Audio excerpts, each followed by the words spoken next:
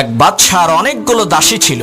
সেই বাদশা তার দাসীদের মধ্য থেকে একজনকে খুবই ভালোবাসতেন, যার কারণে অন্য সমস্ত দাসীরা বাদশাকে বলতে লাগলো, হে মহামান্বিত বাদশা, অপরূপ সৌন্দর্যের অধিকারী মায়াবী রূপসী দাসীদেরকে ফেলে রেখে দেখতে তেমন সুন্দর না কুৎসিত একজন দাসীকে আপনি কেন এত বেশি ভালোবাসেন? তখন বাদশা বলল, তোমাদের এই প্রশ্নের উত্তর আমি আগামীকালকে দেব। পরের দিন বাদশা একটি কক্ষের মধ্যে তার সমস্ত দাসীদেরকে একত্রিত করে স্বর্ণরূপার মণিমুক্তা ছিটিয়ে দিয়ে বললেন, এই কক্ষের মধ্যে যত মূল্যবান জিনিস আছে তার মধ্য থেকে যে যেটা ধরে নিতে পারবে সেটা তার হয়ে যাবে। বাদশার এই কথা শোনা মাত্রই সমস্ত দাসীরা পারাপারি আর ধাক্কা ধাক্কি করে কে কার থেকে বেশি মণিমুক্তা কুড়াবে সেই প্রতিযোগিতায় নেমে গেল। আর বাদশার পছন্দের সেই দাসী মণিমুক্তা না কুড়িয়ে দেশের সমস্ত ধনসম্পদ আর ক্ষমতার মালিক বাদশাকে ধরে নিজের করে নিল। মেয়েটির এই বুদ্ধি দেখে তখন সকলেই বুঝতে পারলো